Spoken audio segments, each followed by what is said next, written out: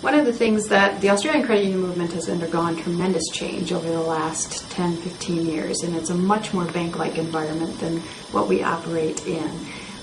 They're taxed, they have one regulator, they have endured the interchange income hit over the last 2 years. They have a lot of things that have impacted them and has created an environment that is much more bank-like.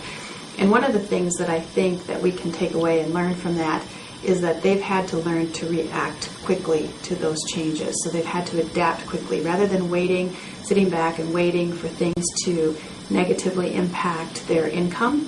They've learned to be out in front of it and be proactive about that and continuously look for ways to counter things that might impact them negatively. And I think that's a good lesson for credit unions here.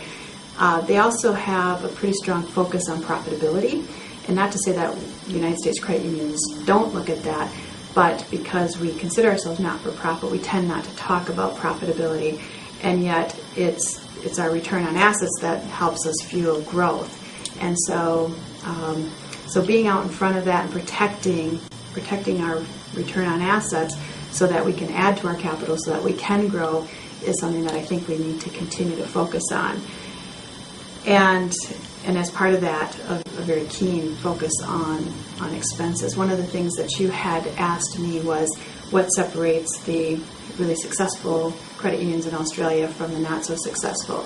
And from what I saw, it was really two things. It was very much a focus on getting out ahead of these changes, focusing in on remaining viable through return on assets and keeping your cost to income at lower levels and your operating expense ratio is closer to what banks do, because they have to compete in that world. And they also believe, I also believe that what separates the successful from the not so successful is a commitment, a very strong value proposition. So being something really specific or really good to a specific audience. And so in MECU's case, where they're appealing to people who care about the environment and want to be part of that cause, and that's their compelling value proposition. There's certainly not the only value proposition out there, but we have to, as U.S. credit unions, I think, do more than deliver on a strong service value proposition.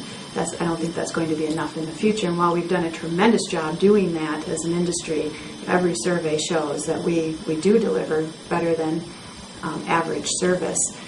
I think that's not going to be enough from a value proposition going forward. We have to be able to carve out what we're going to be and what we're not going to be, who we're going to serve, who we're not going to serve.